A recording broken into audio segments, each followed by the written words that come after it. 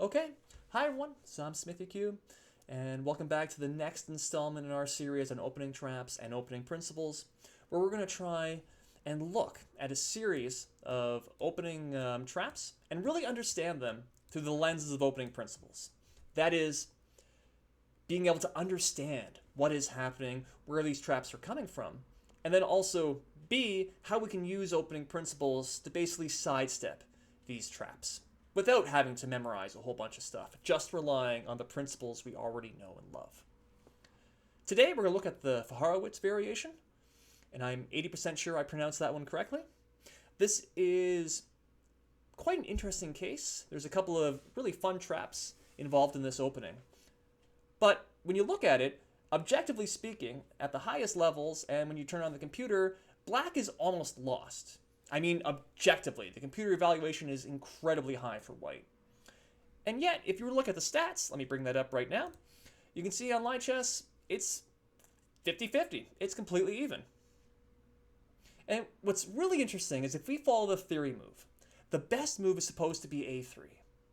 Then after d6, takes, if you look at those same stats, you can see two things. One, black's score is now much better than white's.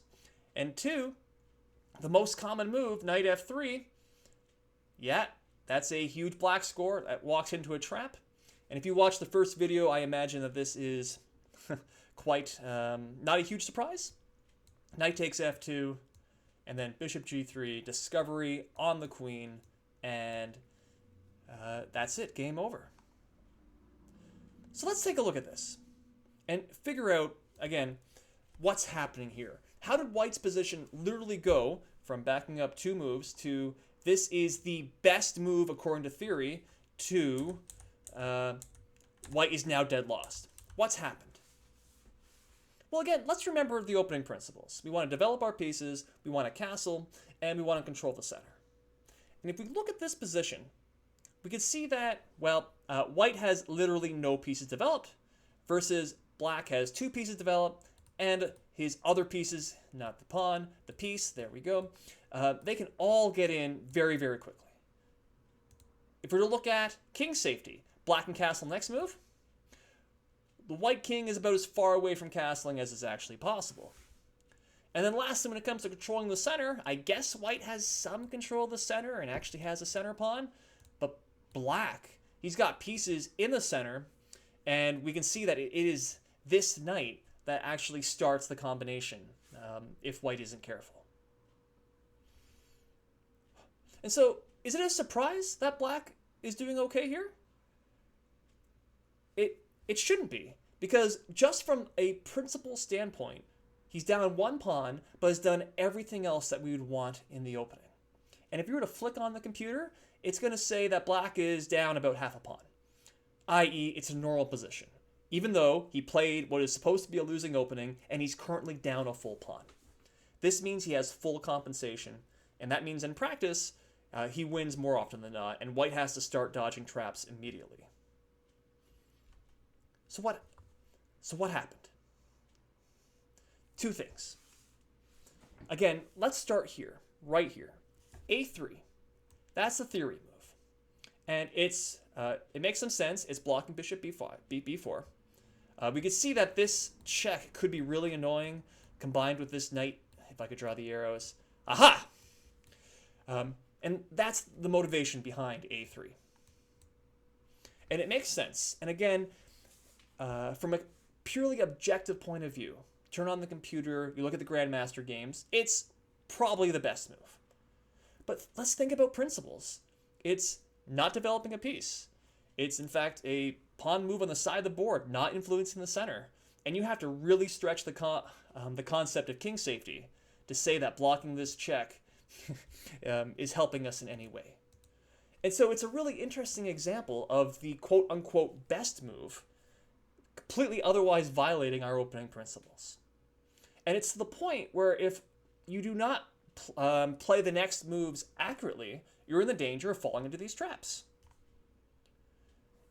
And so, in my mind, why would you play a3? There are other moves. In fact, again, let me turn on those stats. All the other moves are great. knight f3, perfectly fine. Or knight c3. Do you know what? It's perfectly fine. I mean, it ruins your pawn structure, but black has no piece to develop, and we're still up a pawn. But I think, on all honesty, the most natural move is simply knight goes to d2. We can see here that now the score, it used to be even at the start of this gambit variation. Well, now white's doing better. If black were to simply exchange, okay, well, life's pretty good. You're going to bring your bishop to c3. Black has literally no development, and he's down a pawn. He doesn't control the center. That's probably about the worst thing ever. And yeah, it makes sense that white wins more often than black. What about this pin? Okay, let's challenge it. That's, what are we going to do? Exchange everything? What's happened?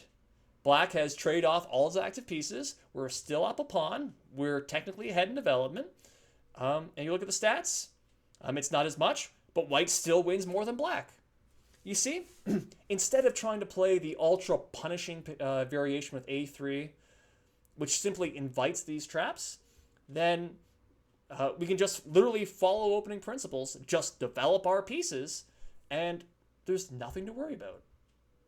This is what I mean when I'm trying to say how following the principles lets you disarm a lot of things. If you just focus on development, then life gets really good a lot of the time. Here, let me show you one more.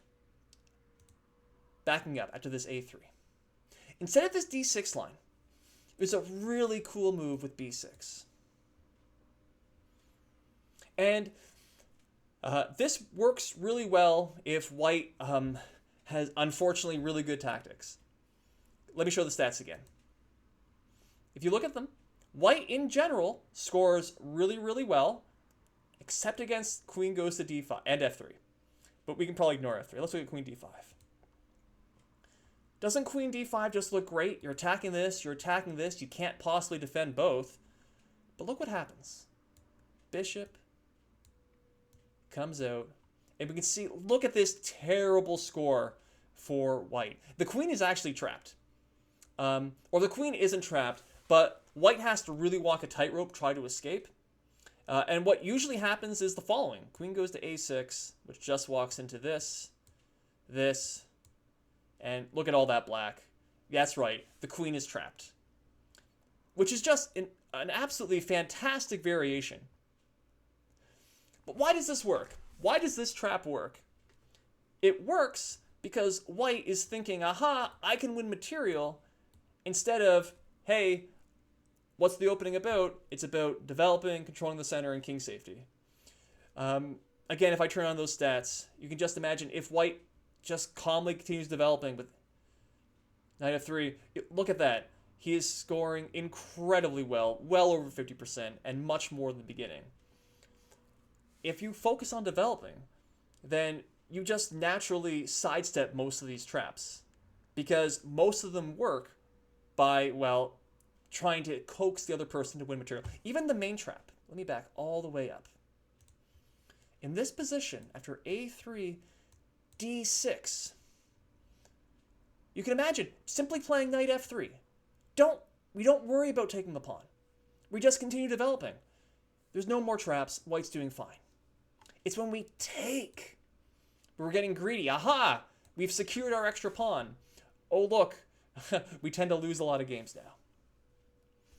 That's the focus. And so if you are constantly thinking about developing and not trying to win material, you will naturally avoid most of these traps, as is an example here, and as we'll see in the future examples in this series. So I hope that was helpful, hope that was useful. Let me know. Santa did give me a new microphone, so hopefully the sound is nice and clear. I'm still playing with the settings, so again, let me know.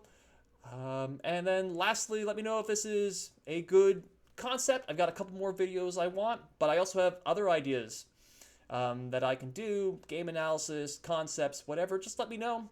I've got a little bit of time, and I would like to keep doing some chess content when I can. So otherwise, that's it. Smithy Q. Happy New Year, everyone. Thanks for watching. Thanks for listening. Bye for now.